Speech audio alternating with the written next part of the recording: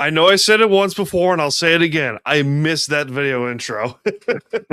It's a good one. It's relaxing. It is relaxing. Right. Oh, Dustin's here in the room. I forgot he was in his corner over there. Hello, ladies and gentlemen, from the Department of BS, from the beaches of lovely Long Island, New York. This is Time to BS on Saturday morning, nonetheless. If you're interested in Saturday morning cartoons, yeah, throw it out there. Yeah. Put the cartoons on hold for a bit. For 2 hours. I do. Oh man. Okay. I got to double check. I got to double check with Ryan, see what time our production meeting is supposed to start. I'm kidding. It's not going to take 2 hours. Don't worry. It could. It's us. Literally. That's right. That's why I was saying, and no doubt we will get into much more.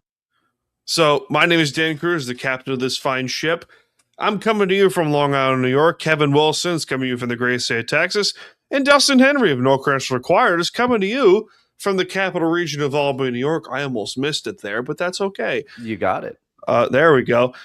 You can also like, rate, review, and follow the show on Apple Podcasts, Spotify, Good Pods, Ballot and Friends, YouTube, the whole 9 yards. Follow the official Time to BS Podcast Facebook page. Just search Time to BS Podcast. Time to BS Gaming is here. Go check it out on the YouTube channel. Engage in those comments, and I see you, Desi. I see you, Des. There she is. Be nice, people. Taking your comments and questions throughout the show, and got some stuff going on. So grab some coffee. Yeah, grab some coffee. Relax. I'm not as particular with my coffee as I am with my my cheeseburgers. What the heck kind of cup is that, Dustin? I caught a glimpse of that. I caught a glimpse of that, and I was like, "What? What? read your mug, sir." Well, this is a family show, so I apologize in advance, and I thought I should let you both know my sister is the one that got me this mug. Oh, no. It says, "I didn't fart. My ass blew you a kiss." That's a great mug. That is great. That is fantastic. I'm gonna say that at work. Yeah, you should use it. That'd be fantastic. That's fantastic. Oh man. And for those of you, I have to take a quick moment. For those of you who don't know, normally I'd be doing another fine show this Saturday morning, but we took some time off at No Creds. So scheduling worked out that this time was free, and this was the only time we could all get together. So literally happy to do this with you, gentlemen. Shout out to Ryan. Shout out to No Creds. I got to shout him out. No Credentials Required. Ryan put out a video yesterday. I'm going to check it out after the show. It is a video about the other Wayne Gretzky trade. The Gretzky I did trade see that. Check it out. Oh, you saw it already, Kevin. I did. Right. I saw it last night, and it is worth every cent. Okay, so check it out. That was one of those trades where you look back from Los Angeles to St. Louis. And I had completely put that out of my mind that ever happened. Yeah, Kevin. I forgot about it completely, and I told him that. I said because it was 1 year. He was in St. Louis for 1 year, and then they went to the Garden over in New York City. Yeah. He went to the Rangers for the last 2 years of his career. Yeah. Yeah. People don't remember that. People forget, like, oh, he went to St. Because when they think of Wayne Gretzky, you think, oh, Edmonton, obviously. Yeah. And then obviously the trade that sent him to Los Angeles, which I'm sure Edmonton is still burning up into flames because of that trade. Yeah, they're still probably trying to put the cinders out from that. Literally. Yeah. Peter Pocklington is a curse word in Edmonton. If you say it's been 40 years. Yeah. No, I cannot. It's been nearly 40 years since that trade. It's crazy. That's crazy. So, which, by the way, in case you want to know NHL history, that trade, if you thought it was going to be a lopsided trade in favor of the Oilers, it was not. No. It was like trading a bag of potato chips and poutine. Yeah. Literally. And Wayne Gretzky. For me, as an Oiler fan, I mean, obviously, I wasn't consciously watching hockey during the Oilers' heyday. I wasn't born for part of it, I believe, if I go back, because they were the Islander dynasty. That was late 70s, right, Dan? No, 1980 to 1983. Okay. But And then they the did win. Oilers, To cut you off, they did win 19 consecutive playoff series victories in a row from 1980 to the 1984 final. Okay. Which, if anyone thinks that teams are going to touch that record, it's not going to happen. No, I don't. You're very lucky to repeat. Yeah. Nowadays. Right. Yeah. I mean, Tampa got to three cups in a row. Yeah. Three finals in a row. But they won 2 cups in a row, and they lost the third time to Colorado, which was a great final. No, but if anyone thinks that, the Islanders 19 consecutive playoff series victories in a row, that's going to be broken one day. No, it's not. No. Shut your pipe cleaner. Thank you. That's like shut it. But yeah, so I had it a little sideways in my mind. So I was very, very young for the start of the Oilers dynasty, but I don't remember it. But even still, Wayne, I watched a documentary on it. He openly wonders. He's like, you have to wonder how many, if they kept Messier, myself, Grant Fuhr, everybody together, everyone, how many could we have won? And that's he says, I still think about it every day. Well, you did marry that lady, which caused you to trade to Los Angeles. So Janet, wasn't it? Yeah, Janet. What? Yep, Janet Gretzky. Yep. I'm salty with with some sports coverage, because there are some NHL websites out there that will cover the Oilers dynasty more as like the greatest dynasty in the history of hockey than the Islanders. Well, you need look no further than Wayne Gretzky. He is the one. He said when the Islanders were older when we were coming up, and he said we learned how to win from them. Yeah, we learned how to conduct ourselves. We learned everything. Yeah, he literally said openly in public, the Islanders were they were the hardest opponent we ever had to play against during our heyday. Literally the most difficult team they had to play against was the early 80s Islanders. Great. It was like those Celtic teams. Everyone that wanted to come out of the East had to knock them off, and you couldn't do it. You couldn't do it. It was impossible. It was impossible at the time. Right. Because the way that they played hockey was so it was like the whole mentality of the lunch pail idea. The whole thing with bring the lunch pail to work. That's how Al Arbor coached his guys, because he was a former player as well. He was a former player with St. Louis. And it's just the blatant disrespect by NHL media. We don't even think of 19 consecutive playoff series victories in a row, which is, again, an unbreakable record in hockey lore, just saying. And that's amazing to me, because we're not talking about Calgary or somewhere. This is New York. Long Island. Yeah. If you're in the media, how do you ignore this? Well, do you want to know why? Canada. Canada partially, and I would also argue, rightly or wrongly, the Rangers are first hockey fiddle in New York. No, you're not wrong. But I don't agree with it, but there is, and it happens. Happens to the Jets. It happens to the Mets. Okay, you're not wrong. In Chicago, if you're the White Sox, you're way in the back of the bus. Yeah, you're not wrong. Number one. You're not wrong at all, because if the Rangers had this success in the 80s, no one would shut up. Yeah, you'd never hear the end of it. You never heard the end of it. We hear so much about the 94, what was it, 94 Stanley Cup? The 94 final, which by the way, Vancouver took the Rangers to 7 games. Just saying. Mike Richter's a real one, though. He's a great goaltender. Mike Richter was the man. Also, their coach, Mike Keenan, great coach, notorious a-hole. Just saying. Sometimes that goes hand in hand. Yeah, literally. Sometimes those two traits go hand in hand. Joel Quenneville, perfect example. Anyway, What we a got mustache. welcome What a back, ladies and mustache. gentlemen. Welcome back to the BS Express. Oh boy.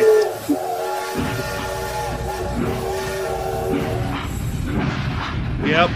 10 minutes in, we're already off the rails. we had a certain order for the show, and we're already out of it. That's right.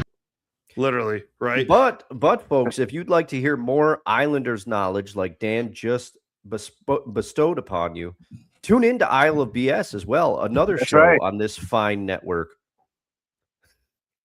This very same. Yes, thank you. Thank you. I don't like to plug my own shows. I know, don't. so I'll do it. I appreciate Don't worry. it. We'll bring on the power. Yeah. I appreciate it. I do. Like He-Man, I have the power. Masters of the Universe. They're remaking Masters of the Universe. That. Yeah, I saw I don't it. know how I'm going to be exactly watching. to feel about that. It looks decent. I mean, maybe. It's decent to bar though. It isn't. Okay. I can defend the whole remaking certain aspects of movies because How to Train Your Dragon got remade into a live action adaptation and it was awesome. They did that so well. It was awesome. It's like you're trying to remake a good movie or a great show like that. You have to get the source material completely dang near perfect in order for, because that fan base is dedicated. Oh, absolutely. Yeah. And they will come for you, which Yeah, I will say. They will. I will come for you. Yeah. Whoa. It's true. But choose your word. You want to rephrase that, Kevin? No, I don't think I do. No. Kevin's not flinching. And I mean, if we're talking about blue cheese, if Kevin ever comes to power, all blue cheese will be destroyed. Maintains perfect eye contact at the same time. Yeah. Oh, Jesus. Oh God, that's terrifying. That fan base, you're not wrong, Dan. They will come after you because Kevin Smith did a remake of He-Man, the Masters of the Universe series on Netflix. And I really enjoyed it. I still have to watch the second season. I watched the first season. I loved it. I binged it in like a day. Now, full disclosure, I am a Kevin Smith fan, but I'm not fan of all of his movies or all of his work. Right. But I just like him as a person. And people are like, oh, he made it woke He-Man. I'm like, dude, oh, shut up. I'm like, he modernized it and he made it a show that is friendly for kids, but the adults can still watch it. But people have nostalgia goggles for that cartoon. I watched it. I watched it. Those episodes kind of rough. I still love them, but they're rough, man. So, but yeah, I'm excited about this new movie. We'll see what happens. My standards they have to bring it home. Yeah. Okay? Or don't even get started. My standards are like my standards for media and filmmaking and to a degree gaming are like my standards for cheeseburgers. All right. Okay. You gotta get there has to be very little pink, but just enough to where it could still feel where it's still juicy on the inside and not too many toppings. The cheese has to be like almost completely melted, not super gooey. Yeah, like not like they just put it on there at the very end and it's all cold. No.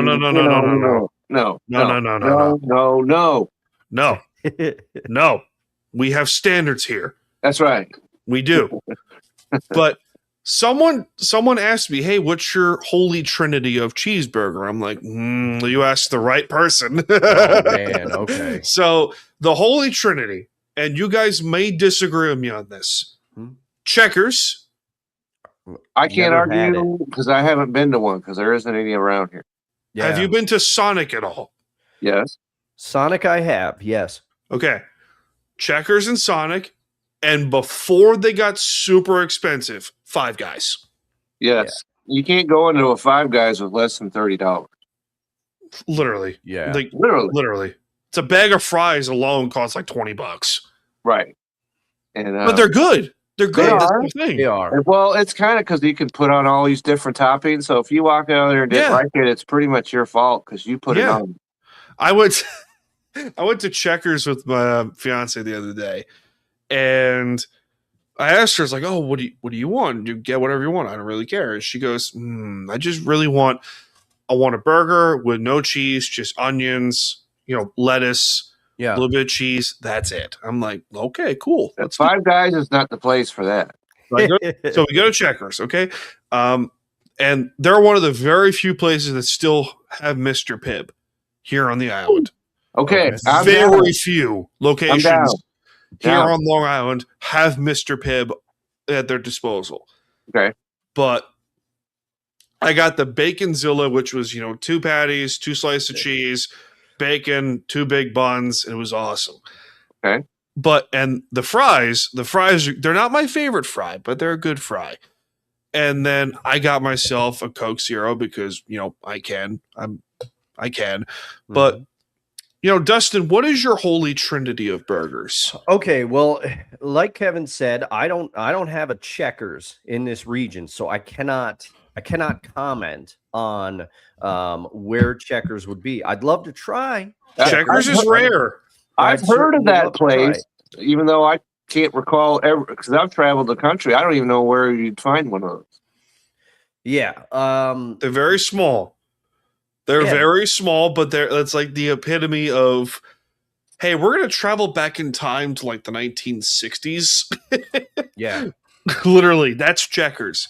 It's As awesome. and as I get older, that's more of what I want, and I'm Yeah, right. sure people are going to come after me because they're going to say you forgot about this place, you forgot about that place, you forgot about we do. It's a trinity. It's not a train. Okay. Yeah, but we don't. I'm about to say something that some people might find controversial. We do not have.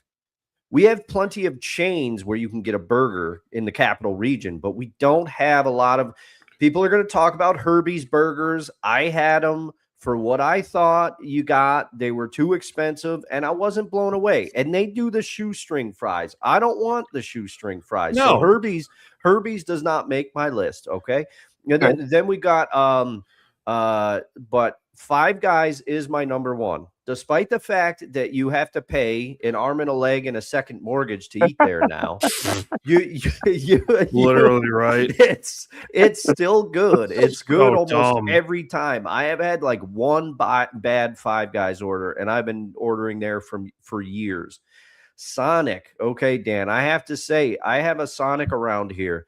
And my buddy Chris from Virginia, shout out to you. I know he's not listening, but shout out to him anyway. He loves Sonic. He puts them on his Mount Rushmore of burgers, as he said. So I ordered Sonic, and I got to give him another shot. It was good, but it wouldn't make my Mount Rushmore. But the thing is, I feel like I don't have that many. Five Guys reigns supreme for me. We do have a Shake Shack that is coming very shortly to the capital region. I'm excited to try it. Go ahead and try it. We were disappointed.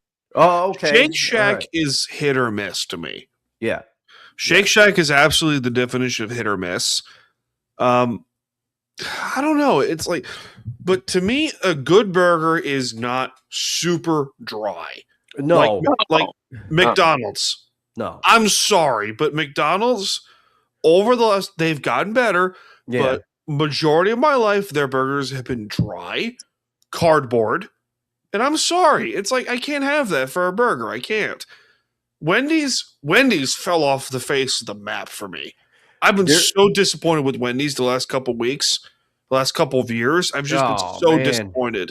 Because they're still my favorite fast food burger. Wendy's. The fast food? Fast food is a whole other argument. Yeah, but they're still my favorite fast food. A quick shout out, because I really didn't give them Mount Rushmore. I got Five Guys. I'm elevating them up, and I'm waiting. There are open slots on my Mount Rushmore. But shout out to the Hollow, which is a restaurant local here. I went to it before the show that I missed last week for. That's one of the best burgers I've had in recent memory. Is that a bar burger? It's a bar burger. Yes. Okay. Bar burgers.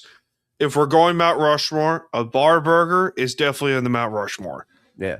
Absolutely. It's very hard to mess up a bar burger. Very difficult. Because it's a fresh freaking burger.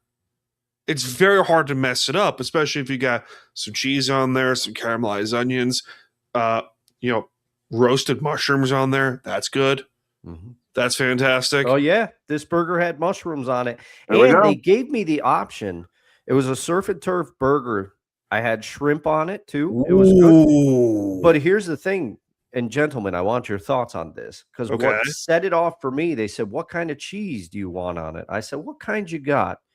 One of the options was pepper jack. I said, "Give me pepper jack Okay. cheese on that." For the win. Yeah, Pepper jack cheese is underrated. it is Very I underrated agree. cheese. I But agree. I don't know who's underrating it, but you need to get on board. pepper jack cheese on an egg sandwich is delightful. Oh man, I I'm gotta down. try that. Yeah, So, I gotta try the that. delicacy, Dustin can defend me. From New York City going east, and to a degree, Jersey's involved in Staten Island to a fault. But the delicacy for the tri-state area is bacon, egg, and cheese, salt, pepper, ketchup, on a poppy seed roll. Yep. And if you're interested, and if you want to take it up a notch, a toasted egg, a toasted everything bagel. Toasted everything bagel. Well, and here's the thing. I will defend you for sure, but we don't really have that. It doesn't make its way up here. No, it doesn't. It's you got chopped cheese up there. Yeah. You But get chopped cheese. It's a very specific, like it's a regional thing. Like it's Jersey, the island, the city. You're not getting that in the capital region. No, you're not. It's unfortunate because you guys are missing out. Yeah. You are. You're missing out up there. Kevin, what's your holy trinity? Okay, so it's not a holy trinity yet, but I have to give a because it's fast food and all that. But Burger King, I liked the flame broiled, and I know that's all they do is it's cooked already, and it's kind of fake, but I like, since I was a kid, Burger King burgers are good. Okay, Yeah, I can defend Burger King a little bit. Okay, so the Trinity, I agree with the Five Guys. Yeah, completely with that. And Red Robin. We don't have Red Robin. Here. You reminded me, Kevin. They're good. They are good, and you can get all the kinds of different combos and whatever. But what comes in number one and is Carl's Jr. I was about to say, you have Carl's Jr. down there, do you? I don't add it. We used to have more of them. We've got to go 30 miles to find one. Oh, that's unfortunate. It is truly unfortunate because there's been, you go this way 30 miles or so. If we're going that way for something, we're stopping. And I'm getting burgers and they're going in the fridge. Okay. Do you remember the super erotic commercials for Carl's Jr. and Hardee's? I do remember. What was her name? Oh, it wasn't Pamela Anderson because she was like no. All right, let me. No, she was on New Girl at one point. Oh, Zooey Deschanel? No. She was like a guest. No, she was blonde. Oh, okay. I remember distinctly. Hold on, I'm on it. You're on it. That's going in my search history. I don't care. But Kevin, I have a question because I feel like we did a similar topic on this show. I think about burgers. I'm remembering that too, Dustin. And I may have asked you this at that time, but Whataburger, where does that rank? Because I hear people in Texas talk about Whataburger, and I don't really have them here, so I don't know. Whataburger is really good because you can have your Whataburger for me because I love Texas toast. Oh, okay. Yep. And you can get your burger on Texas toast, and that brings it home. Okay, so I got a couple answers. Okay. Jessica Simpson was one of them. That wasn't okay. Paris Hilton. Okay, definitely not that. But before her infamous tape leak, anyway. Yeah. We don't talk about that. And Kate Upton, believe it or not. Oh, Kate Upton, the wife of soon to be Hall of Famer Justin Verlander. Right, he signed with the Tigers. Pitching, by the way, he did. He signed back with Detroit. That's good for him. And if you're in nostalgia, you love to see that. Yeah. Well, I think, and we and Julie from Michigan and I talked about it very briefly in the Discord. I think I think he did this. This is his last year, and he's going to Has to be. retire. He's going to Him retire and a Max Tiger. Scherzer, yeah. Yeah. But I Oh, think my God, those he'll have a Tigers. better season than Max Scherzer. I know Those he- Tigers teams in the early 2010s, yeah. so good. Yep. So good. It's a shame they didn't win a World Series back No, in Because the Mr. Ryan. Rangers were in their way a couple of times. It's not even just that. It's like, okay, we can all agree that San Francisco crushed them that one year. Right? Yeah. And Ran you a buzzsaw. that was a sad ordeal in this household. The fact that there's a lot of baseball teams do this thing where it's like you get 5 or 6 or 4 or 5 years of success and then you blow it up. I don't know why they do it, but it's Money. okay, then explain the Yankees then. Well, because they have more. They point. did at the time. They did at the time, and they also had an owner who did. To quote Mike McDonald, he did not care. His moves were horrible half the time, but he still, would. when you go back, when the Yankees were in the '90s heyday, Yeah. because they had tried spending and it didn't work, Mm-hmm. and then all of a sudden they come up with homegrown Jorge Posadas and Yeah, the captain and guys like that, and core all of a four. sudden they were winning. Mm-hmm. Yeah, literally. It's almost like, we need to develop top tier prospects in order to win. Yeah, That's Shocker. something that they have Mets. they've gone back to forgetting about that. The Yes. Mets haven't done it in forever, it seems like. Right. Oh, yeah, the Mets. And that's where I think the Dodgers get short shift because their farm system is one of the best in baseball. Yeah. Speaking of news and sports, do you guys have your news reporter cap on ready? I'm getting it Great. out. Getting All it right, out. here we go. Cue the music. All right. We don't have any comments in this edition of the Smooth Report, but that's okay. But this is the Smooth Report, our weekly news segment here on the Time to BS program. Kyler Murray and the Arizona Cardinals have discussed the possibility of releasing the former number 1 overall pick from his contract from the Cardinals. Kyler Murray has made it very known of his frustrations with Arizona. Should it be the opposite way? I was just getting ready to say that's got to be a mutual Okay, so scenario. Kyler Murray, his first 2 or 3 years in the league, he was good. Yeah. Not great. Not top number 5. one overall pick. Great. No. No, he runs in. I find it funny that Arizona decided to punt Josh Rosen, Yep. not give him a shot. They traded up to get him. Nick Bosa was right there first overall. I understand Josh Rosen was a head case. I get it. Because he went into there with this tape measure out and make it a you-know-what measuring contest. Make 9 other teams regret picking me. Oh, yeah. Come on. Like, really? I get it. You're confident. But to not even give this guy a chance because you want a flashy Kyler Murray? Like, come on. Yeah. And I mean, let's call it what it is. Kyler is a younger Russell Wilson. He can run around. He can do a lot but he can't make the throws Russell could make Definitely in his heyday. No. Yeah.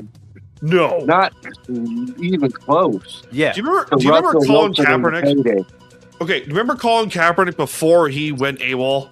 How could we forget? Yeah. When Colin Kaepernick's prime was 2012 and 2013. Right. That man can sling the football. People forget that. He had a cannon of an arm. He did. Well, he was a big guy. He was like 6'4" or something like that. Yeah, Yeah, and huge. so, he could throw the ball down the field. He could do some running as well. I remember that playoff game where he destroyed Green Bay. That's by right. himself. By himself. And it wasn't with his arm. It was his legs. That's right. 200 yards rushing and 2 touchdowns with his legs. That's right. And then it fell off completely off the earth. Yeah.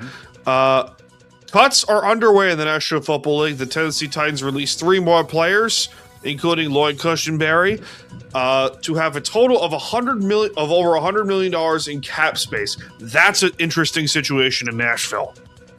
Because Tennessee, they have Brian Dable as their offensive coordinator, Rob Saul as their head coach. I'm very curious to see how they do in Nashville. Very curious. I have been vocal they've got about the quarterback, I think. Yeah. So, Cam Ward's a really good quarterback in college. We have yet to see what he's going to do in the pros. Only a rookie, and he did okay. Yeah, he did fine. He did okay considering he pretty much lived under the turf the whole season. Yes. Literally, right? I was going to say, give him a line that is not Swiss cheese, and we'll see what happens. Literally. I have been vocal about this. 2 years, the Tennessee Titans are going to turn it around. Literally. With the NHL season back in full swing from the Olympic break, trade rumors have started to come about out of the woodworks, with the New York Islanders checking in on the St. Louis Blues for star forwards Robert Thomas and Jordan Kyrou. Both are locked into 8-year contracts and full no-move clauses. Wow. Okay. So, if you guys are familiar, so Robert Thomas and Jordan Kyrou are both under the age of 28. They got full no-move clauses. Contract, I'd prefer if you're under 28. They got 8-year. They're in the middle of 8-year deals. Okay, that's fine. We get it. St. Louis is not great. Yeah. No, they're not a great team. No, they are not. I can confirm that information. Hold on. Right. But St. Louis, the rumor is that I know. Not only are they not a good, they're at the bottom of the Central Division. Wow. Okay. Bottom. Wow. So they're not bringing it. Kyrou, I'm not particularly fond of Kyrou because I don't know. There's something about him that I'm just like, eh. But Robert Thomas, because the Islanders, they're in second in the Metro, I think, as we speak. Hold on, I can confirm that information as well. A team that wasn't supposed to be in this position this season. They're in third. They're in third. 1 point behind the Pittsburgh Penguins. Okay, so they're 1 point back at Pittsburgh, and I think they're 7 points behind Carolina, right? They are 9 points. Close enough. Their offense is good, but they need that extra push. If they can get both of them in a trade with St. Louis, and Doug Armstrong, God bless him, but Doug Armstrong has been a terrible GM. He's not been great. Tell us how you really feel. I don't like the guy, let's be honest here. I think he's an arrogant you-know-what, but what are you going to do? But, I don't know. What do you give up for two guys like that? It's not going to be cheap. No, it isn't. Yeah. And I don't know if because then the problem is you've got your team. And we talked about this when we were discussing some NBA trades, like the Knicks trading their whole team for Giannis, for example, which they didn't do. But so you've got to decide if you make a trades like that, where's your depth now? The only reason, where's my phone? I lost my phone for some reason. I don't know. But the thing I was going to say too is they have no move clauses. So you have to get the players to agree to waive those. Right. So you get them to agree that before you even start the conversation. But otherwise. Yeah. You have to, and then you would think it would be a short list of teams, which limits your options, right? I don't know. They're both forwards, which is good. Okay. Robert Thomas is a natural center. Okay. So, I don't know. I don't know. Unless you're willing to trade like a guy like Pajot, who has been your third line center for God knows how long, but is a free agent at the end of the year. And you got a couple guys that you can trade that would at least, I don't know, like add up to the contracts. But the other kicker is that you got 2 first-round picks this year for the Islanders. Okay, we can play around with that. And if you're the Blues, you're not going anywhere, obviously. You're not going anywhere, and you have to develop your prospects. Right, and if you remember, it hasn't been that long since they won the Stanley Cup. Yeah, that's true. And so your fans are like, what is this nonsense?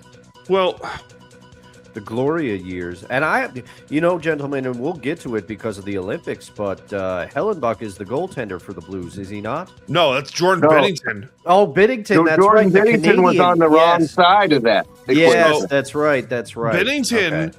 Bennington is hot and cold every year. Yeah. That's right. And Well, I when it thought that they could have come up with a better solution. But when it matters most, he's awesome. He is. In the Blues defense in front of him is terrible. And sorry, Yeah. I just remembered Hellenbuck is on the Jets. So Thank my you. apologies, Right, everybody. that's Thank you. Oh boy. So before we get to commercial, and I understand, and I've been meaning to talk about this. Before we get to commercial, I just want to talk about this, Okay. but I don't know how we're gonna traverse through it. Yeah. So we got an unfortunate set of news earlier in the last couple weeks. Former Cardinals wide receiver and Minnesota Vikings wideout Rondell Moore was his body was found in his garage, and the police described it as a self-inflicted gunshot wound.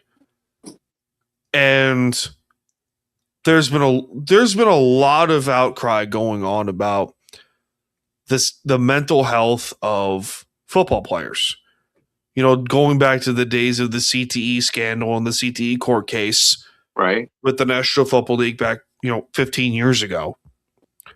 Mike Webster, to name a perfect example, Hall of Famer Mike Webster with the Steelers. That's right.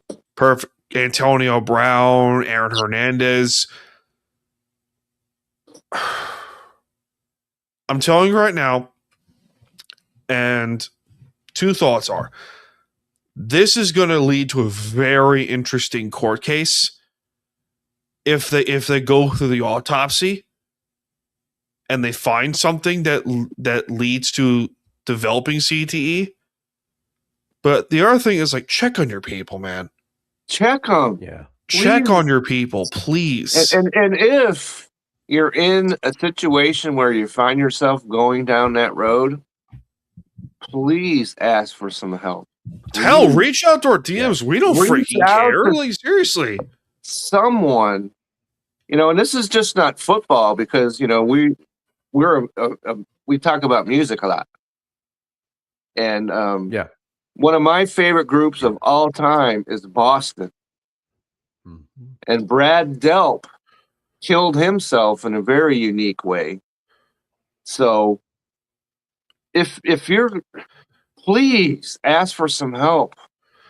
Please do so, and your family, or just call somebody, suicide somebody. Desi makes a great point. Mental health in men in general, and that's true. She makes I already know where she's going, and she's right.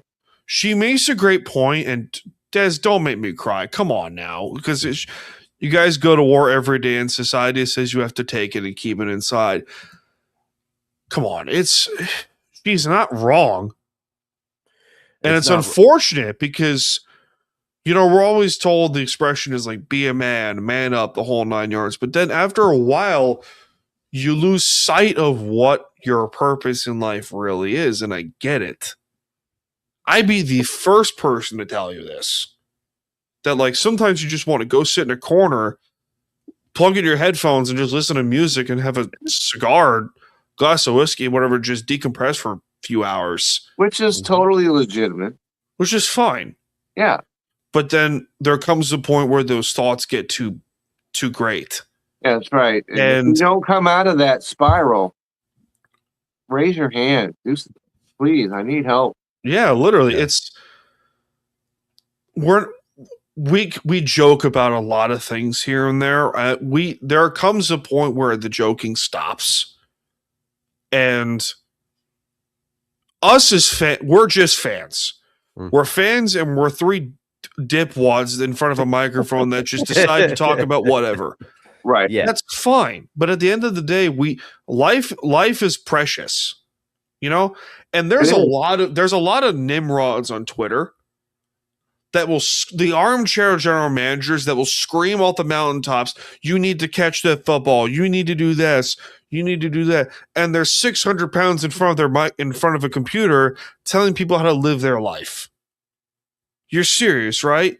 You're doing that to a guy who spent the entirety of the last 20 something years of his life dedicating his craft to one thing, and you sit in front of a mic and you sit in front of a computer like this one, and you trash people online because you're miserable yourself, and that's not okay. No, It's not okay. no. And again, we joke about a lot of stuff around here. Right. We'll, And that's healthy. we'll roast people. That's We will if they deserve it. You know me. I don't hold back. Hell, I made an entire compilation of people on the previous edition of Seahawks Sessions. You did. You deserve every last bit of it. When you deserve it as a skit of comedy, it's fine. But like, there comes a fine line with a lot of things. Yeah. Like, seriously, everyone's. How would I put this carefully? Because I'm trying to go a very thin line here with what I want to say. Yeah. Versus what I'm allowed to say. Because the mental health epidemic is a very fine line. Because, how do I word this carefully? There are people that make it their entire personality. Yeah. And there are people that are actually in need of help. And the people that make it their entire personality are the loudest ones out there. And the people that actually need the help don't say squat. Yeah, they're quiet. Don't say anything. I'd be the first person to tell you. Hell, there were times where in the last, whatever, think of this. As a child, most boys, as Daisy says, are close to their moms. What happens if a boy gets hurt or falls down and just wants to hug and be told it's going to be okay? We're freaking softies. We are, yeah. That's right. And that's one of the things that, when I got with my wonderful wife right over here, and I was telling her that if I go silent, something's not right. Yeah. Right? Yeah. I'm tired or, something's bothering me. Something, if you, and this is just advice, but if your man goes quiet, find out what's up. Yeah. It's real, and I mean, I've been vocal about it. I mean, heck, you can go to episode 57 of BS Sessions, to crack open some of what I talked about. But I will say, just as advice and as somebody that's been there before, I will be very frank. When I was growing up, I viewed therapy as I don't want to go because then they're going to find out something is wrong with Go to freaking therapy, please. And then something happened in my life and I was able to recognize, hey, the stuff that I normally do to get out of something like this is not working. Yeah. I need help. And I signed up, and and it's peaks and valleys, but you don't be ashamed. If you need somebody to talk to, there's no shame in it. And I don't know if you want to get in front of a microphone and talk about it like I do, but tell me that, please. and the thing is too, I've been vocal about. We talked about the relationship, my relationship with music. Sadness was my muse. Sadness is the reason that I wrote what I wrote, and sadness is when I turned to my guitar. But Kevin is right. Many, many, many men and women, there are women out there too, who keep it silent and keep it inside because women don't. My mother was one of them. She never wanted us kids to know how much things were bothering her. If they were bothering her, she was vocal about that as she got older. So you never know. Just generally, you never know what somebody's going through. Always try to remember that when you're out interacting with people, and don't be a keyboard warrior. There's a story I have yet to tell you guys that I knew of someone. I grew up with them. kindergarten up on later after high school. We would talk every now and then. He was getting married. Yeah. Had a kid on the way. I got a text from one of his friends. Found him in his bedroom. Yeah. You never. And he was 22. Oh, geez. And when I tell you the conversations that I heard from people calling it selfish, I'm mixed on that. To a degree, I get it. Yeah. But then there comes a point where you check on that man. Absolutely. You check on him. Just ask him honestly. Sit him down in a corner and tell him, you can tell me anything and I will not judge you. That's right. Leave the judgment hat off. Yeah. Yeah. I've prided myself on this very show multiple times. This is a judgment-free zone, not a critique-free zone. But at the end of the day, this is a comfort zone. Okay? I will tell you to your face if you're going off the path that you wanted to go on. I will tell you to your face, what are you doing? Why are you doing this to yourself? I will not judge you. I will critique you, but I will also be there to comfort you if need be. The fact that the mental health epidemic, understandably so, has been so saturated, I guess the right word to put it is, and then you get to points like this where it's like, at what point is enough enough? What is enough? When is it going to be enough? Any death that's, that's too much. Yeah. That's where you got to draw the line. We've got to do something. Yeah. I can speak from experience. You can come back from a lot of things. Death is not one of them. I can someone from experience. You just want the pain to stop, by any means necessary. But it's not. It's not going to stop. Yeah. So you need to figure out a way to deal with it. Some way, somehow. And, it's not selfish. That's trying to stop the pain, as Desi would say. No. Yeah. It's not selfish at all. But what are you going to do? So there you go, Yeah, Rondell Moore, seriously. It's 25. Yeah, that is 25 years old and seemingly, NFL players got money, but you never know what somebody's going through. Daily reminder, screw you, Twitter. Robin Williams proves that more than anybody else I could think of. Daily reminder, screw you, Twitter. Seriously. Yeah. And, Robin Williams, you bring up an apt example, Kevin, because Robin Williams, there was an interview that I listened to, WTF with Mark Maron. Robin Williams did an interview before his death. I can't remember how much prior it was, but it was one of the first times that I ever recall, because Robin Williams, a fixture of my childhood. Mrs. Doubtfire, etc. Hook, I love that movie. Come at me. But Robin Williams didn't have an off switch. That was he was always on. He was always doing his comedy, doing his voices, doing everything. But when Mark Maron somehow got Robin Williams to sit down and talk as Robin Williams, and you could tell at the time that something was bothering him, but the information that has come out, Robin Williams was diagnosed with Lewy body dementia, and it turns out that he did not want to put his family through that. He did not want to put himself through that. So he made a decision that he made. It's so that, to your point, you never know what somebody is dealing with. You never know why somebody comes to the decision that they've came to. So don't make snap judgments, on that person, because you never know, especially if somebody's dealing with. If you're suppose you love this person, Yeah. and the snap judgments don't help. Yeah. Love that person, okay? Yep.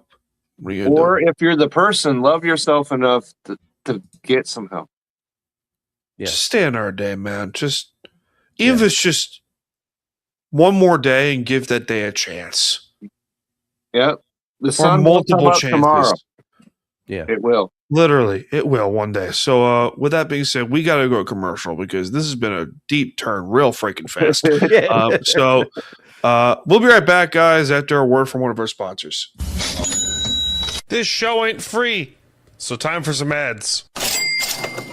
Hey everyone, it's Ryan from No Credentials Required to talk to you about one of our newest partners at Belly Up Sports, SeatGeek. Yeah, live sports is great on television, but the feeling of being at the arena is a priceless experience. That's why our friends at SeatGeek are there to help you find the best tickets at the best prices. Not only can you get tickets to sporting events, but you can also get tickets to concerts, comedy shows, musicals, and more. Search for your desired event now at SeatGeek.com, enter promo code BellyUpSports at checkout, and you save $20 off your first purchase. SeatGeek. Life's an event. We have the tickets. All right. So now we got that out of the way. We can add some comedy in this role because, of course, we can. Jeez. What do we? You guys want to talk some movies? Sure. Okay. So, if you guys are familiar with this, if you guys have known this program for a while, I did this little segment called Film School, where we talk movies, we talk shows, we just give our honest to God opinion and stuff like that. So I thought it'd be a good time to have some fun and bring it back. So, welcome to Film School.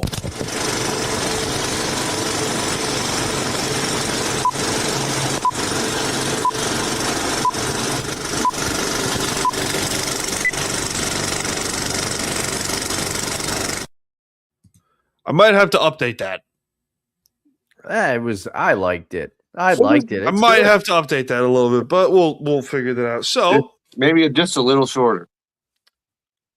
I'll find a way. Okay, so I'll find a way to make this work. that thing is like a year old, so I haven't really updated it since then. But regardless, welcome to Film School, ladies and gentlemen. I guess you call it our movie segment of this show, where we talk movies and stuff like that. So, Okay.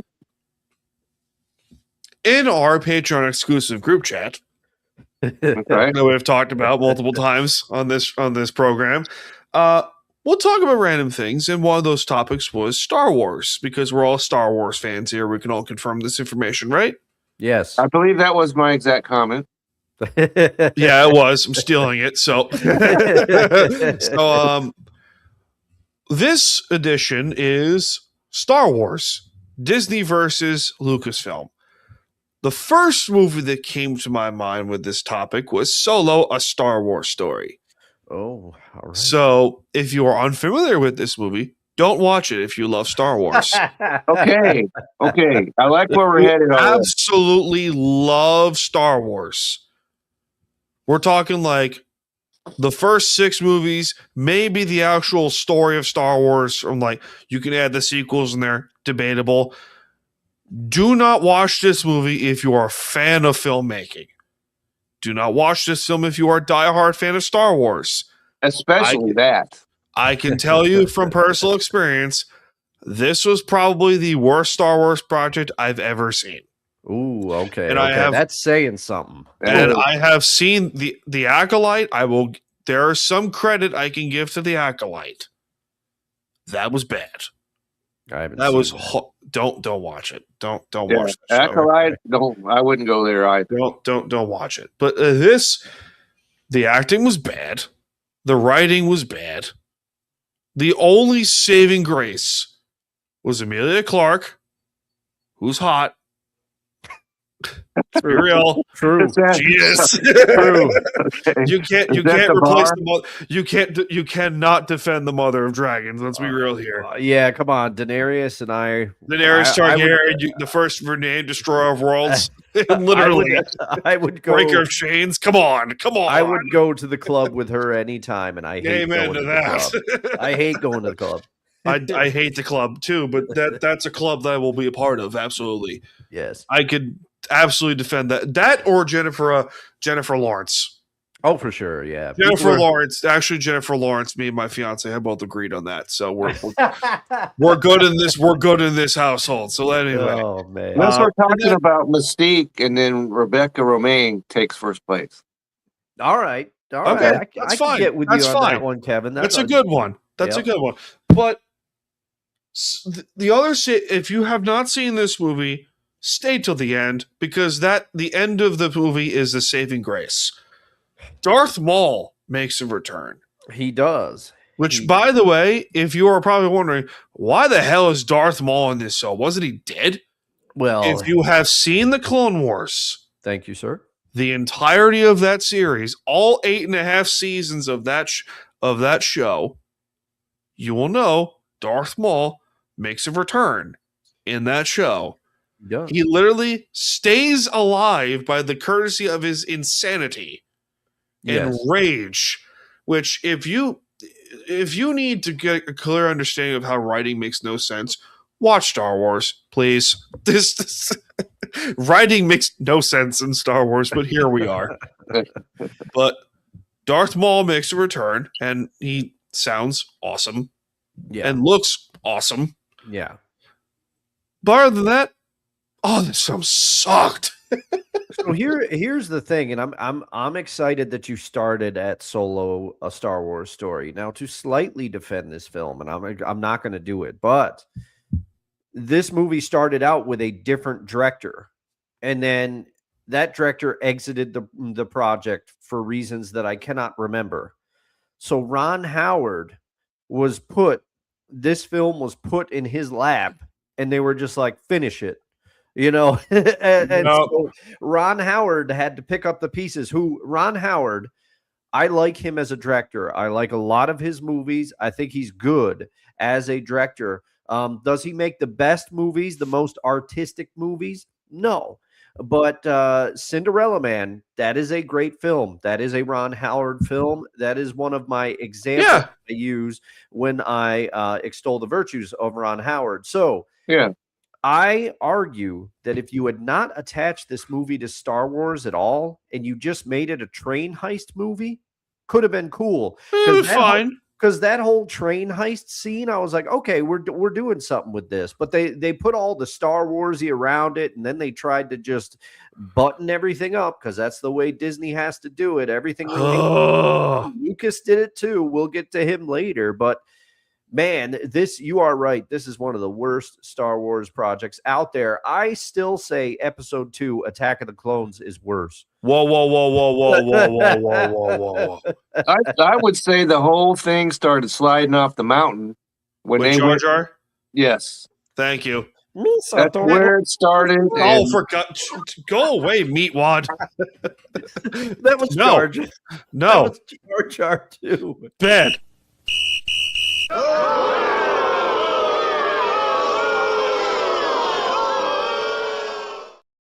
Penalty box for you, sir. I gotta make that do a whole sound, not just a video. Oh man, what are you gonna do? That's pretty awesome, I have to say. There you go. Right. So I love how Snoopy makes an appearance in there. Yeah, you gotta love Snoopy.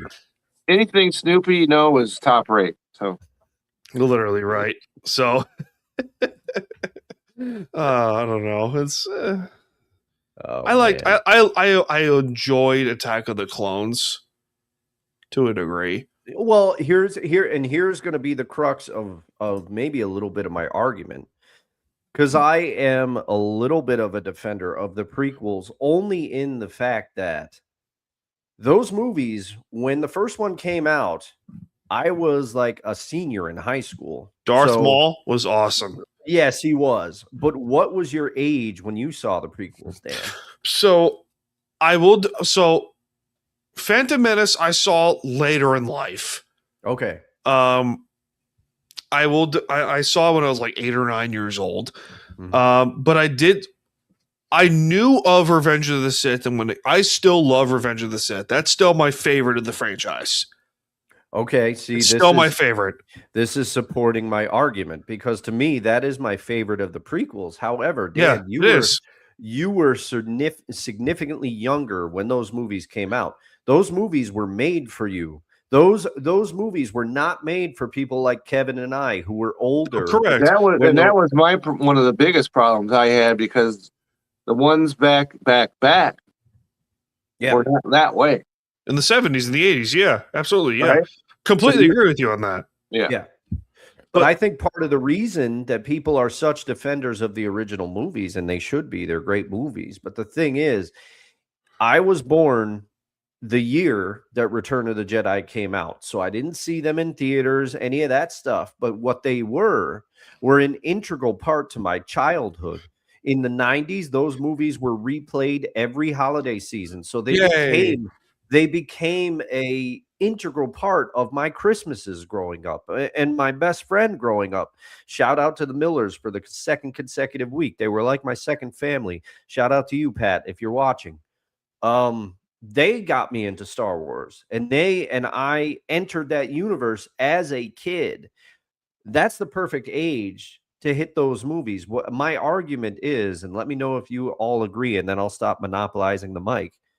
Whatever movies you see as a child, those are the ones you're going to gravitate more towards, because there are a lot of people Dan's age and maybe a little younger that adore the prequels because they saw them when they were kids. I will still defend Natalie Portman over Princess Leia. Oh man, I will still defend it. I will still defend her. I will defend her. Okay, that's even though Natalie Portman is an inferior actress to Carrie Fisher at every possible metric. Queen Amidala. I'll stop. Anyway. Yes, Princess Bride does make an appearance. Yes, Desi caught that. Princess Bride. Yes, she did. I'm proud of you, Des. But did you know that the actor who played Han Solo in this movie, A Star Wars Story, Alden Ehrenreich? Yeah. Did you know that he had to get acting lessons on set? Oh man, no, I didn't. You didn't know this? No. So when I hear something like that, I'm not shocked, because casting was good. He how old was he at that point? 20-something. But the casting was good. Okay, the casting was phenomenal.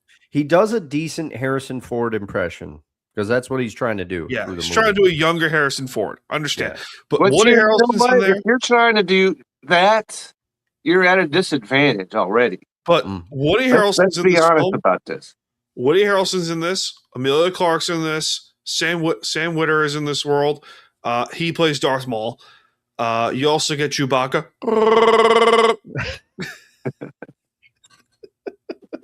Donald Glover as young Lando. Yeah, Donald Glover as which I will give a shout out. That's a good Lando. He's a good Lando. Yeah. They couldn't have gone anyone else. Yeah. Oh, for God's sakes, Ryan. I've heard this before. Maybe I was. Misa, don't know. Misa has the high ground now.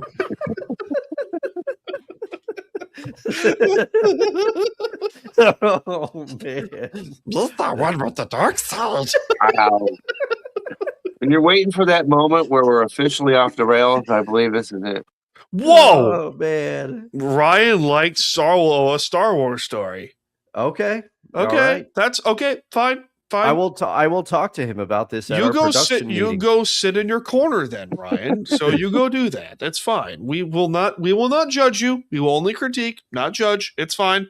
Judge free. It's perfectly fine. Who is so Dan is Chewie, Dustin is Jar Jar. Who's Kevin? Your Chewie was awesome. That was way over. That's way over the fence right there. Let's see. Kevin's R2D2. Oh man, Kevin's got to work on the beeps. He also has to shrink 3 feet. Yeah. Oh man. In the original series, wasn't there actually wasn't R2D2 just a man in a trash can? It was. Yeah, he was literally. He was Peter Dinklage before Peter Dinklage was a thing. Oh man. Yeah, that's very real. So fun story. There was a guy I went to middle school with who dressed up as the gonk droids Yeah. on the in the first film in 77, that big ass box with legs. Right. He right, dressed right. up as that for Halloween. Oh man. It was impressive. I'm like, huh? I had to double take that. I was like, what? Oh, geez. Yeah, I will defend Ryan and say Jar Jar was secretly a Sith Lord. Probably was. Yeah. I That- mean, that- if you really start thinking about it, he's a senator. He makes all the mistakes. He almost single-handedly like blows up all their plans that they try to do. And he's just like, I'm just helpless. I don't know what is happening. But maybe he's crazy like a fox, man. He also approved with the creation of the clone army. He did. He's like, Oh my god. he got the Senate to approve it. Yes, I think the clone army is good for the Republic. Anyway. Jesus Christmas. Go to bed. so to bring this train back, Kevin, what age were you when you first watched the original films? Did you get to see them? I came to it, because what was the original came out, what, 78? 77, I think, the original one. Something like that. And for whatever reason, I didn't watch that when I was younger, whatever. And so I was, I don't know, 19. Okay. All right. Something So like that kind of puts there a was hole a in friend the of theory. mine who I've known to this very day. And he's at the Dollar Show was playing Star Wars and Poltergeist. Oh, wow. Oh, that's good. Okay. And so we went and saw it. And the first Star Wars, to be quite honest about it, did not blow me away. It didn't. Oh, it wasn't Poltergeist okay. was the superior movie to me in every possible way. Correct. I will defend Kevin in this regard, but And because it's Star also Wars, one of only two movies where I yelled out "O-S," and you go from there. Okay. Okay. All right. Okay. When Yep. just real quick, when in Poltergeist, Yeah, where 'cause we they're got in a the show to room do. and the clown, okay, and the clown, he looks and the clown's gone. And Oh, for yeah. whatever reason, he starts looking for it, which would not be an option for me. All right. Anyway, we Okay. got a show to do. Anyway, That was film school. So, but then when the the two came after that, the two were master classes in movie they were making. good. Okay, They were good. Empire is Empire Strikes awesome. Back and Enter the Return of the Jedi. Jesus. Miss out on your clowns. Yeah. This Desi. God. That's great. All right. But I will say, just real quick, Dave Filoni has been elevated Thank God. as co-lead to Disney now, because I'm not saying Lucas hit it out of the park. Okay. No, Disney they did. But Disney has It was- bungled this football. All we have to do is recent example, Snow White, and the argument's finished. We're not going down that rabbit hole, but yes, I Yeah. agree with you. But the thing is, There's certain parts of a family show that we can't talk about. yeah, Okay, yeah. Thank you, and- Kevin. okay, I'm here to help. So I know. Because I talked about that. I got talked about it. I clipped it on a podcast for a previous episode of the podcast, and I got screamed at. Oh man. And especially when it comes to Disney, what they've done to the Marvel franchise is completely and utterly, you can't, it's not defendable. We can't. No, and maybe we get into that on Okay, a and I can give subsequent- you a clear example of what I'm talking about. Ever since they finished with Endgame, Yeah, they punted after Endgame. Yeah. they and you want to know how they acknowledge that they're off the beaten trail, because now they're trying to bring back all the ones from when they were successful. Yeah. Right? You can't bring back Iron Man because he's dead. So what do? You take Robert Downey Jr. and make him Dr. Doom.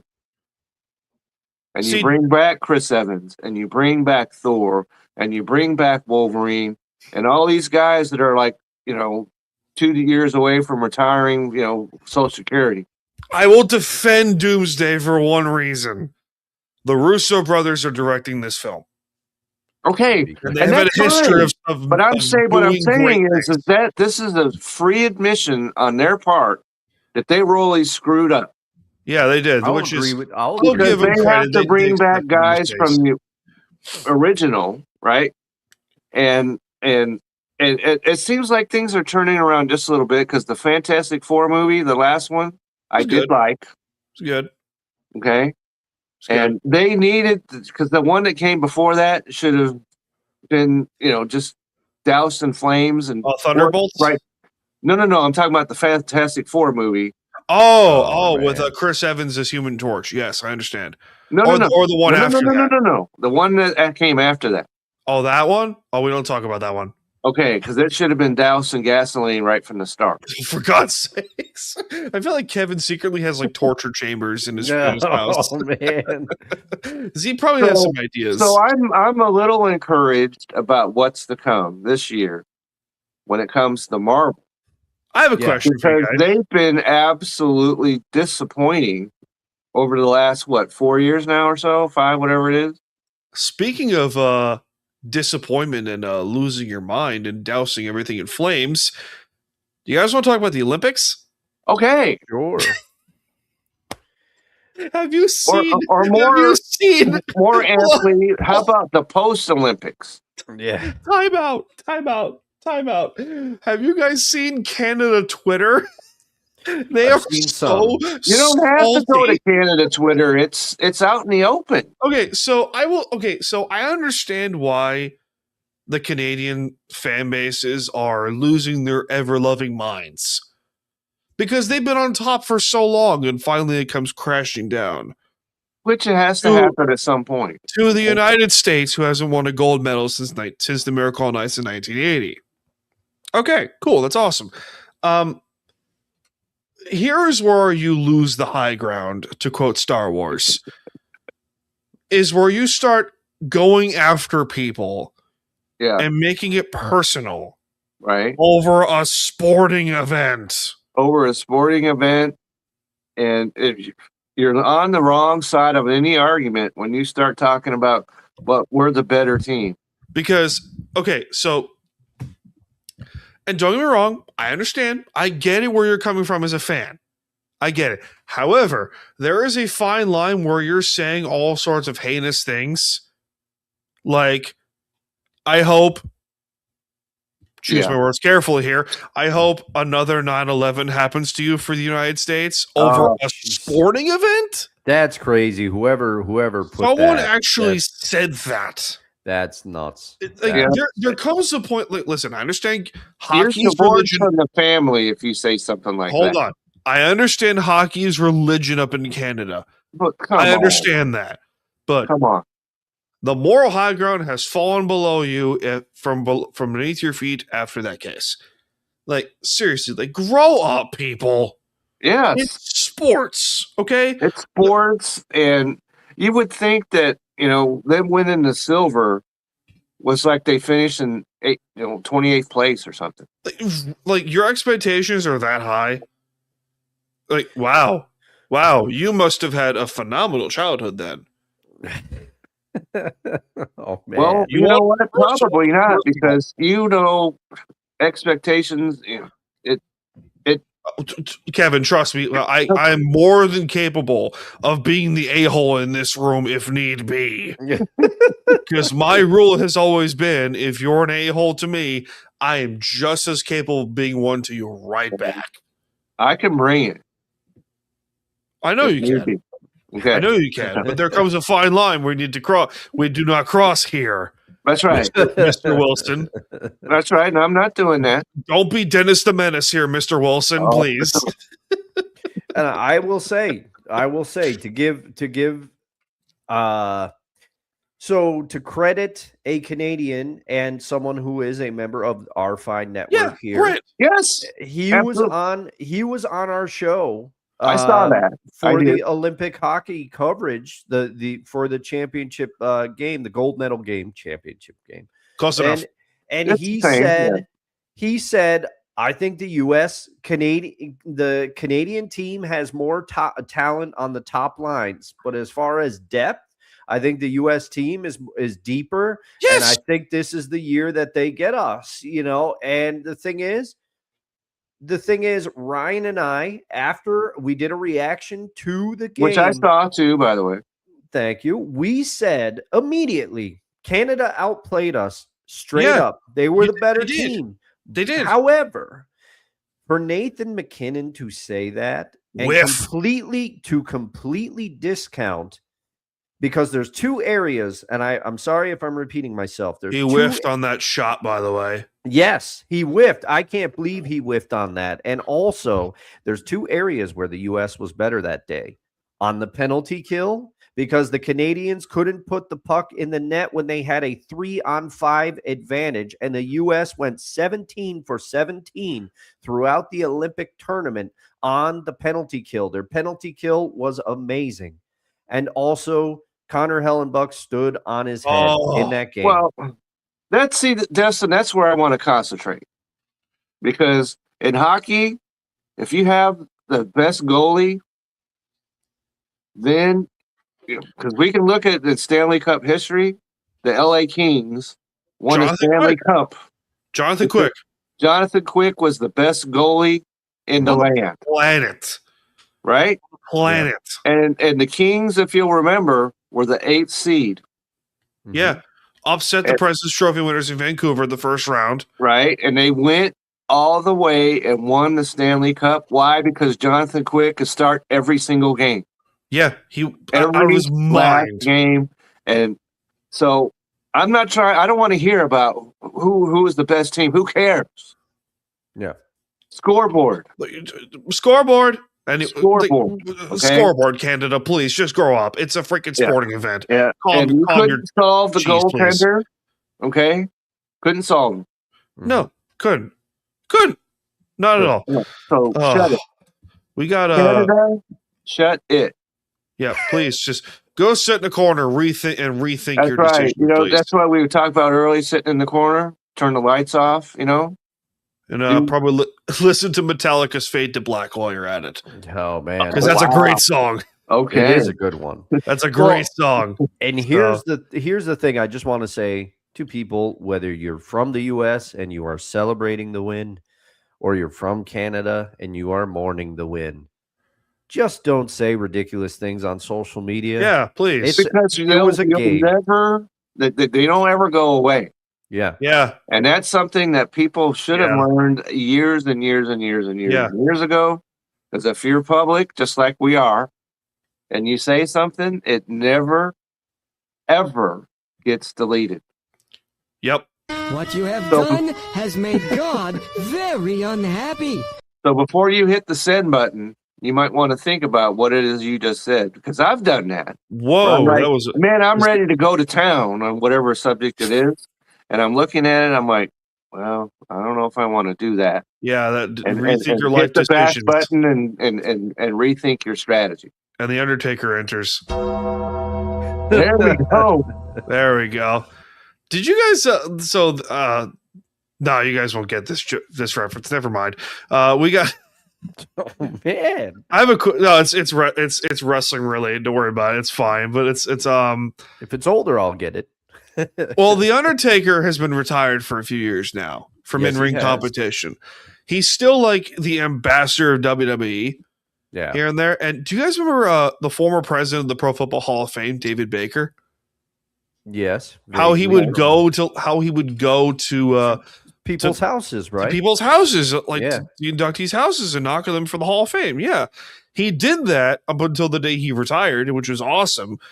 Undertaker's been doing that with the WWE Hall of Fame now. It's the coolest thing on the planet. Man, that's cool. It's the coolest thing. Yeah, that is cool. I don't know who I'd be more intimidated by, the Undertaker or David Baker, because they're both giants.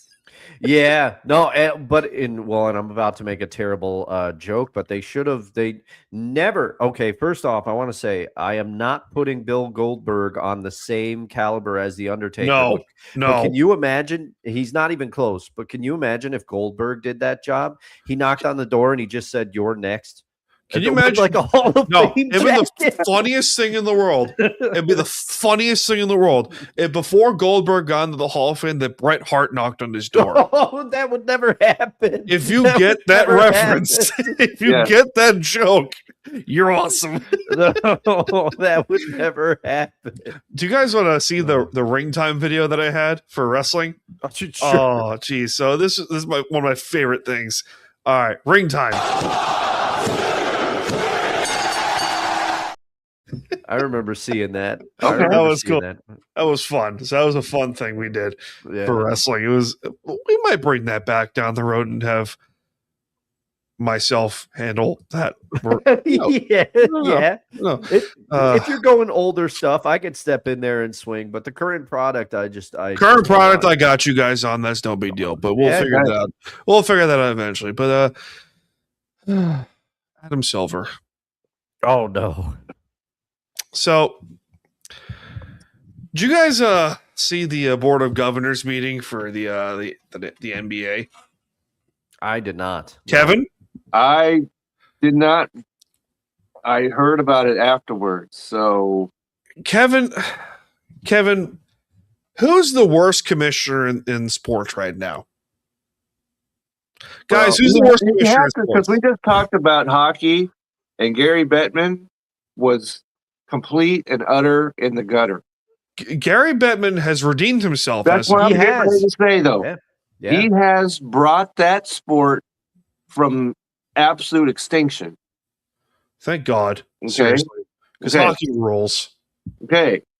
And let's just, we get way off the beaten trail because we're talking about hockey. If you're, saying to yourself, wow, that was interesting Olympics, I want to know more.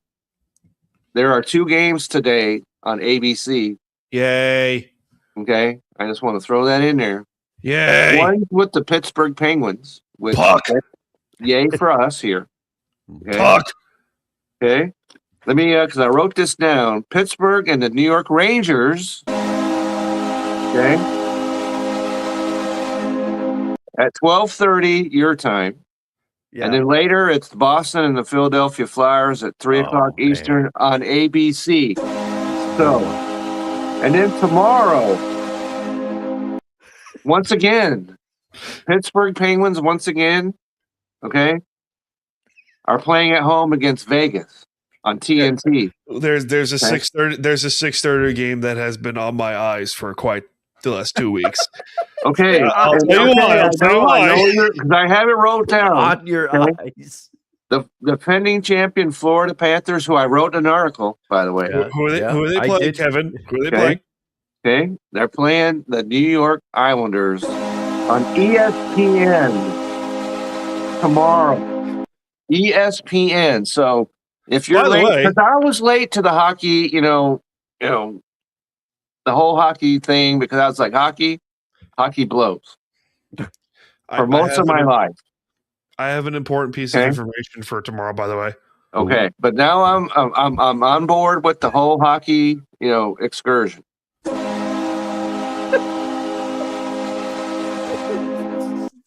I love how Adam Silver needs to go with hockey with the hockey thing. But go ahead. So we were talking about Adam Silver. No, it's actually it involves tomorrow. It involves tomorrow's game against for the Islanders and Panthers. Okay, it's my bachelor party. Oh man! Oh wow! Okay, I didn't know this. Yeah, didn't know this. Are you going to the game, sir? Pertinent information that needs to be discussed. Of course I am. My bachelor party's at the game. At the game. Okay, yeah. Well, I didn't know if you, maybe rented out an establishment. You got to look, do a local. Yeah. Oh, for God's sakes. So I can talk about this in public. I don't really care. He doesn't watch the show, so I can. Okay. So yes, as I've mentioned before, my bachelor party is tomorrow at the Islanders game against the Florida Panthers, the 2-time defending champions, who stink, by the way. Don't know how. They have stunk. They have yes. And Let's go, Islanders.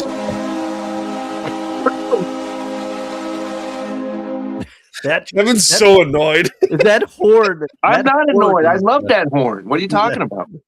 That horn is one of the great sounds in all of sports. It is.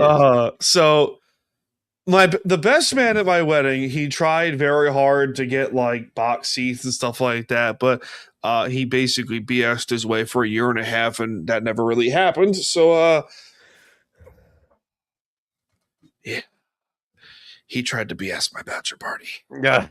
Oh, BSing works in this setting, not in bachelor parties. So I got pissed off, and I got the tickets myself. So here we are. But that's a whole other story that I'll tell you guys off the show. But anyway, but long story short, yeah, it's tomorrow. We got really good seats. Nice. Like dang near ice level, pretty much. And it's on Star Wars night. Oh, Misa excited. Cue the goal horn. Wow,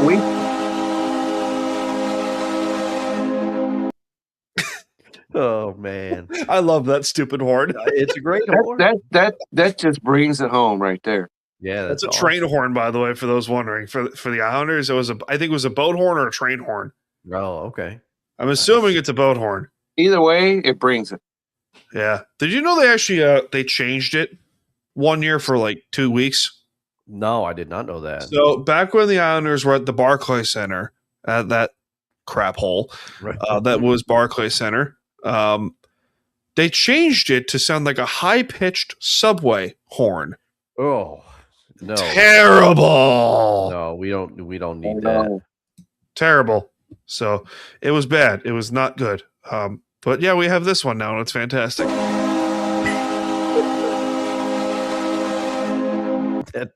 That horn is really a lot of It's goals done work. being scored. Yeah, a lot of Done goals work. being scored today. It's done work today. Man. Wow, there you go. That's the Old Spice whistle. I haven't heard that in a bit. Oh yeah. All right.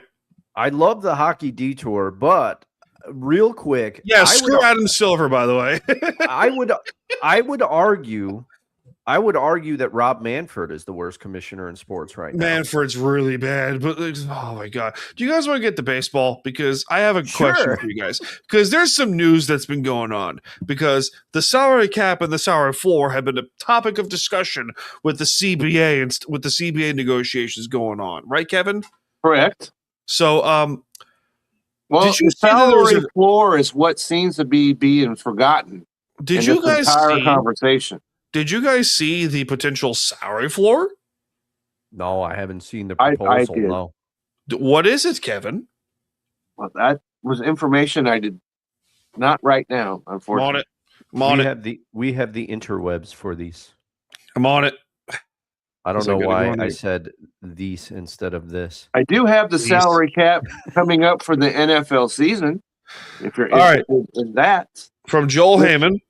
okay. Early estimates suggest the proposed salary cap might be set around 260 to 280 million, Okay, and the floor from 140 to 200. 160. I thought it was 200, wasn't it?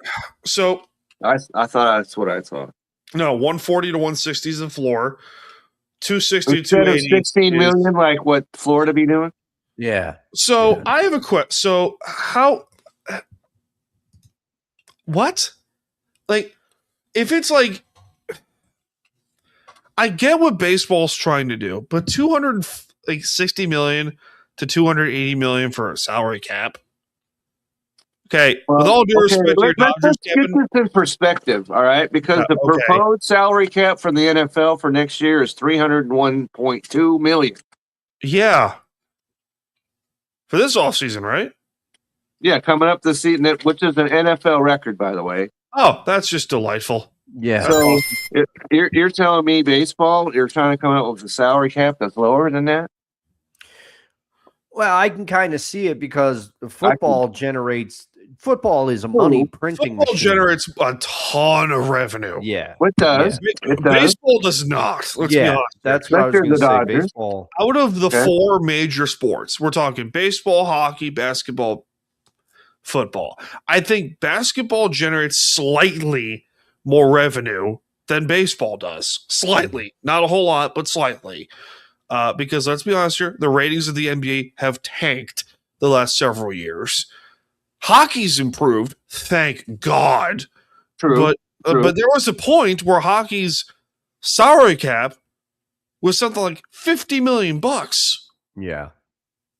Seriously, that was a real Well, thing. that's because they weren't on TV. That you couldn't find a hockey game to save your life if somebody put a gun to your head.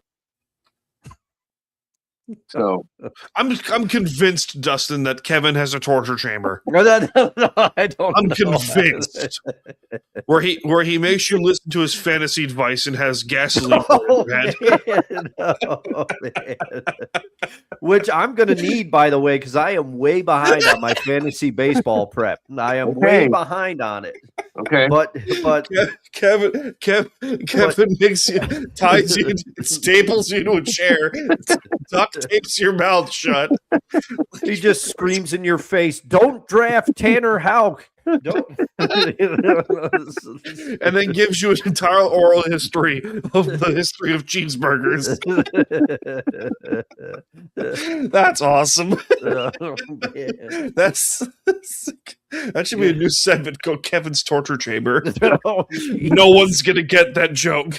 yeah, except for us. Oh, oh man. brother, Oh And jeez. maybe the undercover Sith, Jar Jar Binks, he might. Oh get it. god, and probably Ryan too. Let's be honest here. Probably. Ryan would milk it and make it into a T-shirt. And Yeah. probably ChatGPT. Let's be honest here. Just So Kevin. which I do have Kevin. some fantasy to talk about. We'll get to that. Yeah. Okay, at some point I want to throw Oh, gee. some Yeah. So salary cap. meat It's- to the tigers, so to I speak. get the cap. The floor is where I'm like more focused on Mm-hmm. because you got teams in like Pittsburgh. the A's, Pittsburgh, Miami, Tampa Bay that will not spend freaking money. Yeah. They won't. Yeah. Cincinnati, good God. Right, Kansas City. I think they need to raise the salary floor by another 20 million. They should, I think. It shouldn't be 100 mil less than the proposed cap. I believe. That's what I thought. I'd heard it was at 200. I truly believe this. I don't think we're not going to get baseball in 27. I think this is going to go through fast. And this And- time, if I could just put this, because the first when they struck, I was in Hawaii, Yeah. so I didn't miss Wow. it. I didn't miss baseball, Couldn't At that get it, time. right? right? But if they go on strike and miss this year coming up, Yeah. that's a major. And I'm as big a baseball guy as you'll find. Yeah. Yeah, And that baseball's would your be you're destroying the sport. You are. That's what you're risking here. That's right. You're risking losing a guy who bleeds baseball, and that would be me. It's not even that. You're risking tanking your revenue. yeah. Absolutely. And baseball has never been in a better scenario than they are right now as far Literally. as money coming in, ratings, people going to the games. Yeah. You Literally. are sabotaging all of that if they don't get this together. Literally, it's I understand because this is a majority of the fault goes to the owners. Well, Let's be real because they want the players to save them from themselves. And that's not a winning strategy. Let's be real here. A majority of the fault goes to the owners. Yeah. And I'm not talking about like the Steinbrenners or the Guggenheims or over in LA. Or the Artie Moreno's, give him credit where he spends money. He does. Or Not I'm wisely, not but he giving does. him any credit for anything. Okay, but my my Based point on remains the his same. last statement alone, he should go way to the back of the bus. My point is the owners that will spend money do not have a fault in this. No. It's Yeah. the John Fishers, the Yeah. Bruce Shermans of the world Let's- over in Miami. Right. So let me ask this. Well, if you're the Dodgers, right? And Yeah. you have all this revenue coming in, what exactly do they expect them to do? I guess the owners expect them to hold on to the money. I don't know. Owners, I mean, I don't know. I don't know either. That's one of the question I would like answered. What do the other teams expect the Dodgers to do? because they put 75% of their revenue back into the team. Yeah, which is what they you should want be to- doing. Right, which I totally fine with, totally cool with. Yeah, But what the other owners expect the Dodgers to do? right. And we're talking about like the Dodgers, which is one of like the original franchises in baseball, like the original, like one of the powerhouses back in the day when they were in Brooklyn. Yeah, all the way back to Brooklyn and now. Yeah, And as I've discussed, they're a team that was almost bankrupt in the 2000s. Yeah. Under the Frank McCourt group, right? That was when Correct. McCourt owned the team. You're absolutely correct, and they were an unwatchable baseball team. Yeah, they were terrible.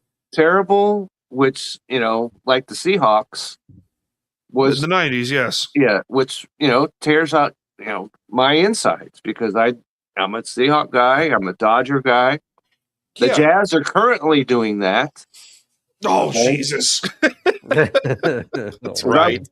I would about that. If I was born somewhere else, the Jazz could be by the side of the road, just completely decapitated. What's the word? Decapitated? Yes, thank you. But that's where I was born. Kevin is a torture chamber. I'm telling you this. He's got one. So I've got to be in the Utah Jazz corner, even if it winds up, just my head blows up. Kevin, are you secretly Jigsaw? No. Want to play? I'm telling you, he's secretly Jigsaw. He's got to be. There was a guy that I used to work with who came, because I didn't see that movie initially. And he came to me and he said, "You've got to watch this movie." And of course, then there was 600 movies that came after that. Yeah. Okay, a lot of them. Yeah, and play a game, Mr. Wilson. So, geez. Anyway, Dustin, what do you think of the salary cap and the salary floor idea? I think the cap. I see what they're trying to do with the cap because they don't want it to be the way it currently is now, where teams 500 million where teams can just spend others into oblivion. But Steve Cohen. But here's the thing: the floor is the distance between the floor and the cap is too much, in my opinion. If you're going to make a floor, make it a higher floor, and it's got to be a salary. Right. It's got to be the gap between the two has to not be so disparaging, because then you're gonna be in a similar situation. And Kevin brings up an apt point, because for teams that do generate a lot of revenue, I'm looking at the Dodgers, I'm looking at the Yankees, I'm looking at the Phillies, I'm looking at, there are teams out there that generate a lot of revenue, and Mariners recently, yeah, the Mariners as well. They spend, but the thing is, like, what do you do with that extra if you cap, which the players have said they're not going to agree to ever. No, the salary cap is not happening. But if you cap them, where's that extra money go? Does it go into a pool like the luxury tax? I mean, what happens to it? I have a theory. Mm-hmm. I have a theory of what the solution may be. And people may disagree. I think the salary cap, I think the floor and the cap, the spread between those two is going to grow. Okay. I think it's going to grow, and I think the cap is going to go to, like, I don't know, 350, 400 million. All right. Because you have to account for the teams like Philadelphia, both New York teams. I mean the Bronx and Queens. Right. Cohen is not doing much for the Mets, other than he will spend a boatload of money. I will give Cohen credit where he and the Will Ponds did not agree with is that Steve Cohen will spend money. Yeah. Steve Cohen will spend money. Right. The Will He'll Ponds spend money, but where is that money being spent? The Will Ponds did not spend money. They won, but they did not spend money. They won in the 80s and to a degree in the 2000s. They didn't spend correctly. No, they did not spend. And they will not spend money entirely. They were, how to put this, notoriously stingy. Yes. Cheap. Very cheap. Well, you can make that same argument about the Yankees in the late 80s and early 90s. Well, anyway, but like the Yankees, they will spend money if need be. The Dodgers, they will spend money. Recently, the Mariners have spent money. Mhm. The Mariners historically for 25 years would not spend money. And Yeah, that's for why sure. they They didn't would go not. to the playoffs for 20 years. Yeah, it took them 21 years to get to the playoffs. It took them 20. It took them forever for them to win a series. Right. Yeah. Which didn't They happen until this last, 2 years ago? Or Yeah, 3 years last ago year. now. Last year they were a win away from getting to the World Series for the first time in And franchise if they history. had gotten to the World Series, I think they would have battled the Dodgers with everything that, They would have given the Dodgers a run for their money, and I They would have would have. loved it. Mhm. Right. That would have been an amazing series. Which, we had an amazing series. Yeah, the You did. Jays gave them It was everything. probably the best series maybe ever. Mhm. Probably, yeah. Okay. Probably. But I think the cap's going to go up to like $350, $400 million to account for those teams like the Mets, the Yankees, the Dodgers, the Phillies, the Mariners, sort of. The Red Sox. Like the Red Sox, will the spend. Rangers, like those teams that will spend money if need be. But then the floor, I think the floor is going to go up slightly to like 160, 180. I say it has to go to 200. Okay, I can agree with you on that because and as was pointed out, that if you own the team and can't toe that line, sell it. yeah, you have to account for like the Mariners in recent years, the Athletics, the Reds, the Pirates, the Twins. Minnesota's really And good. They Ish. have been Ish. not so much recent years. Ish. That's why I said ish, Kevin. Yeah. But that's Except but you for have when to they had to play the Yankees, they disappeared completely. But you have to But- account for those teams that, like, hey, like these are teams that are decent or good, but they won't spend freaking money. They won't. Like Right.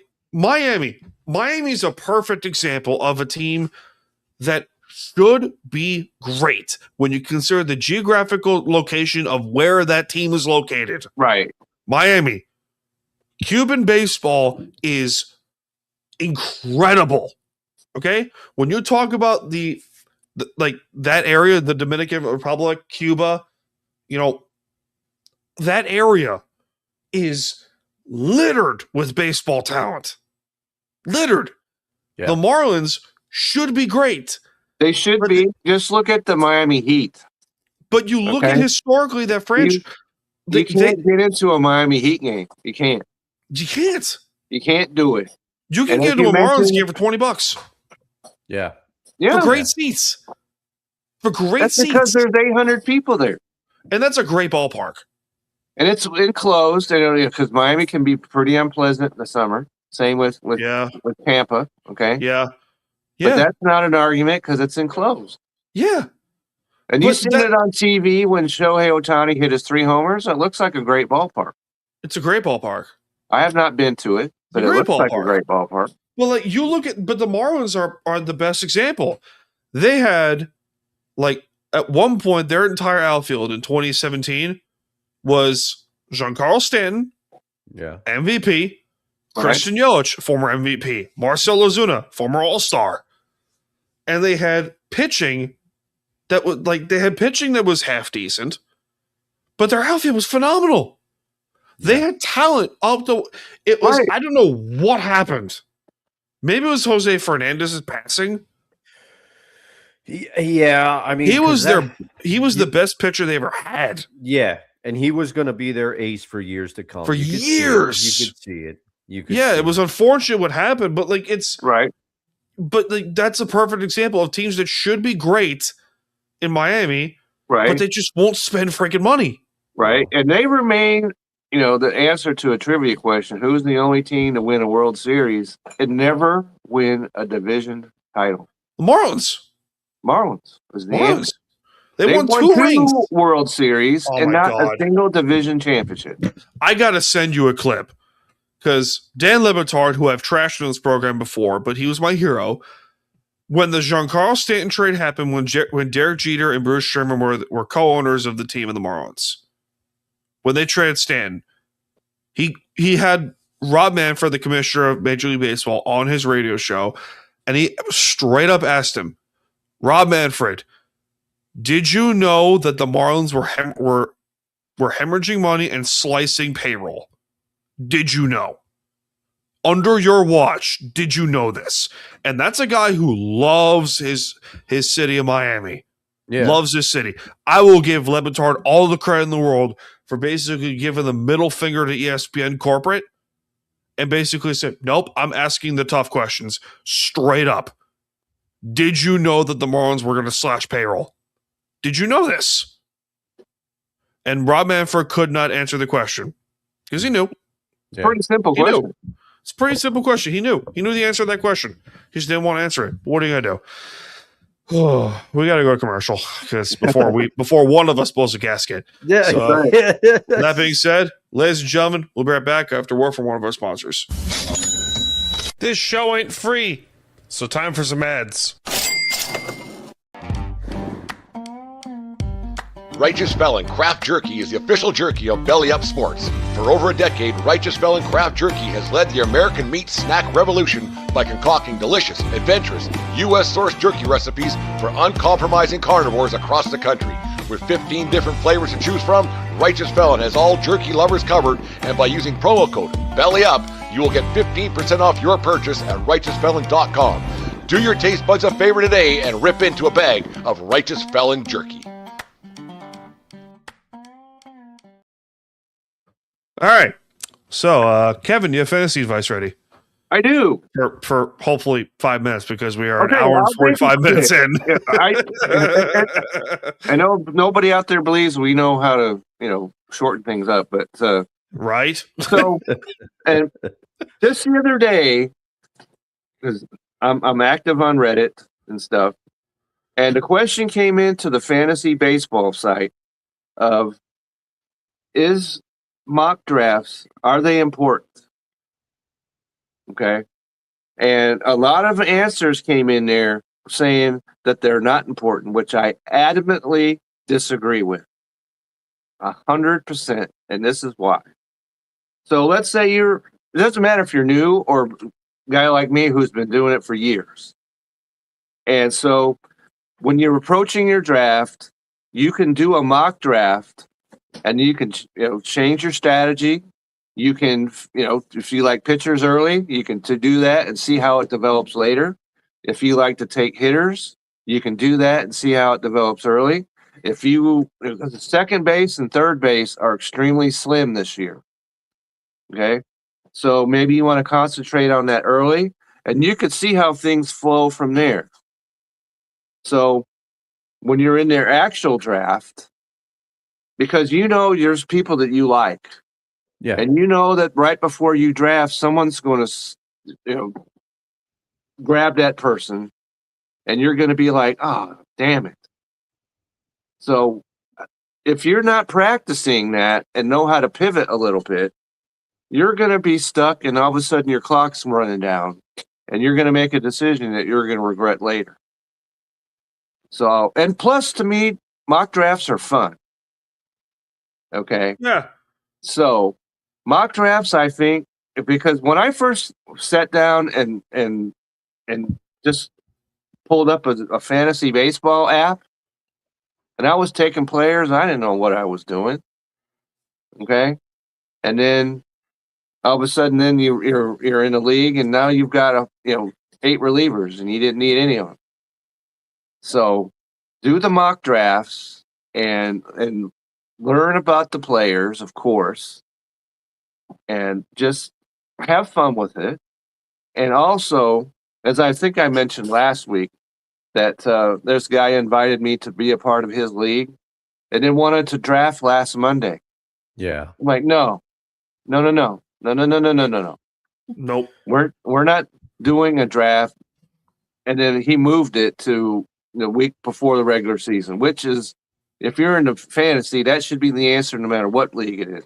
Yeah. Yeah. Draft as late as possible. And Pablo Lopez is an example of why that is. If you drafted him, now he's gone for the season already. Yep. And if you took Pablo Lopez, you're going to have to do that relatively early. and your draft is wrecked now. Yeah, you burned a pick. And Sure same did. with Garrett Cole the year before. There Yep.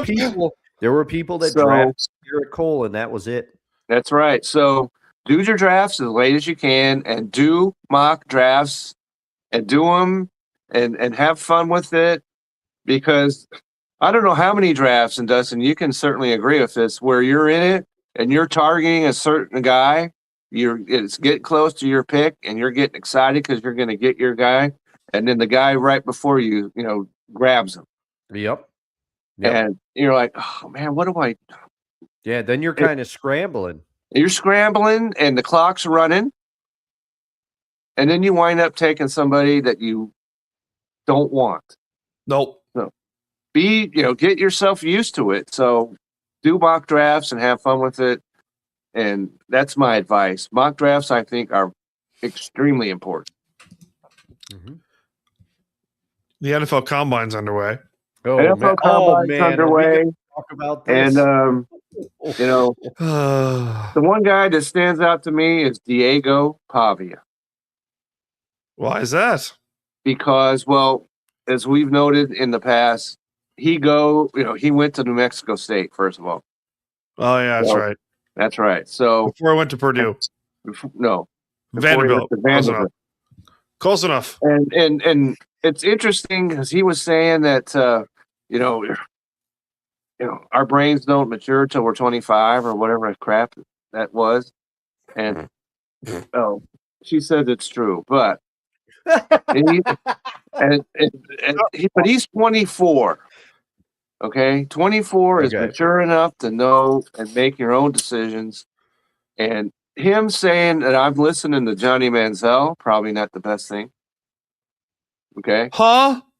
He said that Johnny Manziel was giving him advice. Well, here's the thing. Johnny, I think, has kind of he realized where he's gone wrong. If that's what he's doing, then that's okay. Yeah. Yeah, so that would be fine. If Johnny's telling him, okay, don't do what I did, that's fine.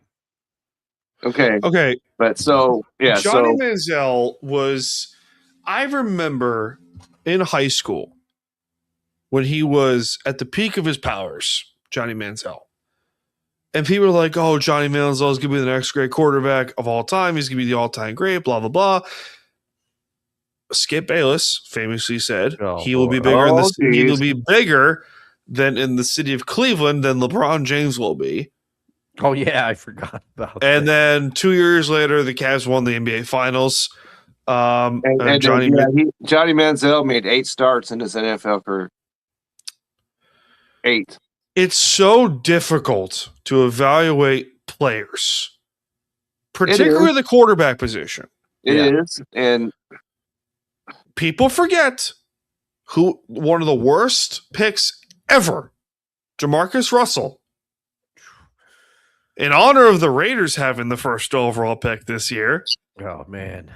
Jamarcus Russell, who was one of the worst busts ever in the history of the NFL draft. Couldn't do squat. Right. But if you I understand that the quarterback class is not particularly great other than Fernando Mendoza. Correct. And 2 guys, Carson Beck and one other person, to a degree, Diego Pavia. But no, he's not great. Okay, anyway, but it's Simpson from Alabama. Ty Simpson, thank you. That was the other one. We could discuss. But the combine to a degree is pointless.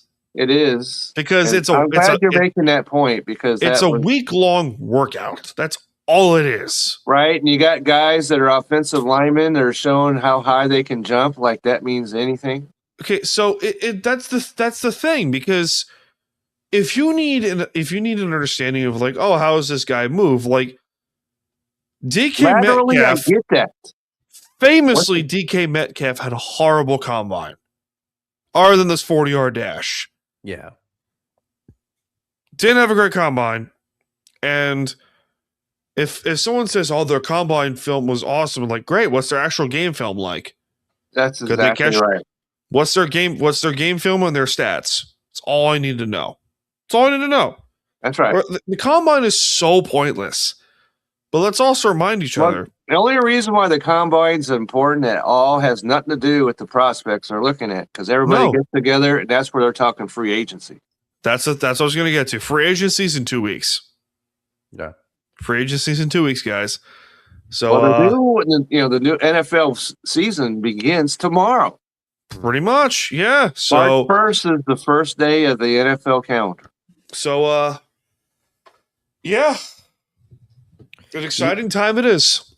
You know who and that's why there is no off season. What's that, Dustin? You know who agrees with you that the combine is pointless? Jerry. Yeah. Aaron Glenn, because he was sleeping. Oh my God. Oh, man. I'm sorry, Ryan. I had to say it at least once. I have okay, so I have optimism for the Jets a little bit. Yeah. I have a little optimism for the Jets, but because they're the Jets. My they're question such a punching bag. Since you brought up the Jets, should they tank this whole season just to get a better draft quarterback next year? No, and I'll tell you why. I will tell you why you shouldn't do that if you're the Jets.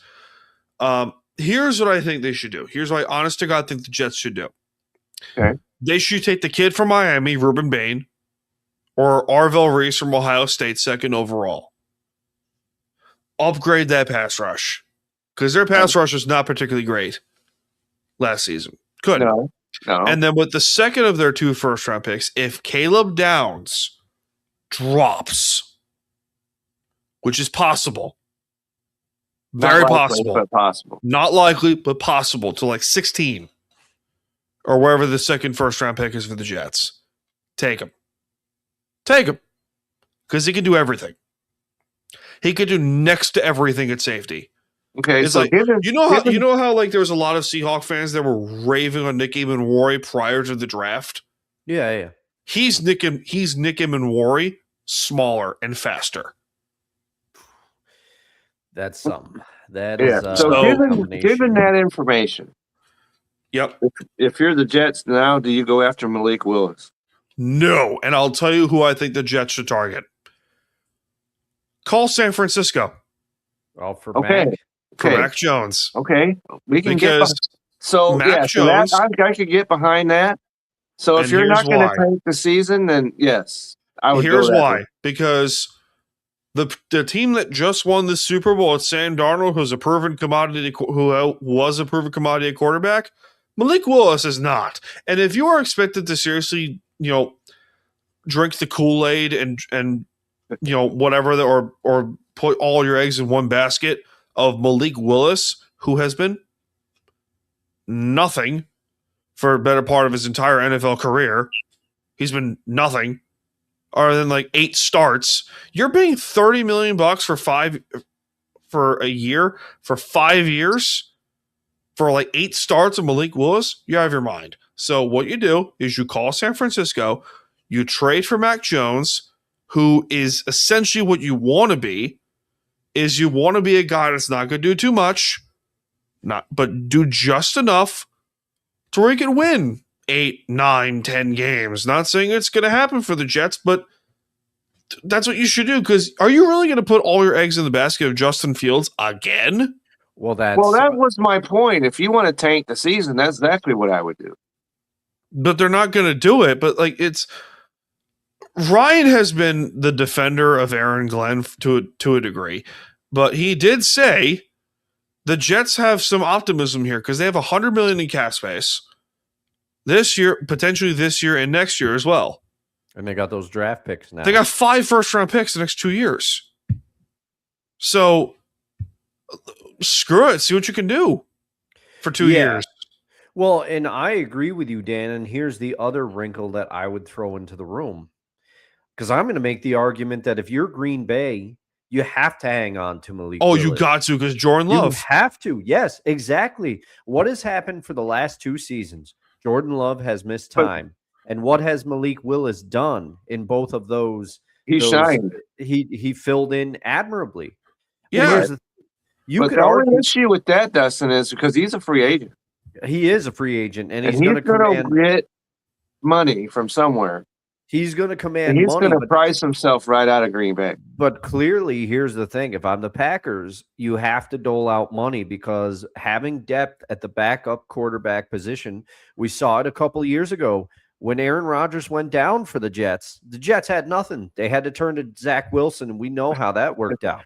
Yeah, we're not talking about him. You have to have depth at the backup quarterback position. And I would also argue Dan is right. Before Malik Willis went to Green Bay, Malik Willis's time in Tennessee, he did not look good, but clearly something has clicked. That's why he's still not there.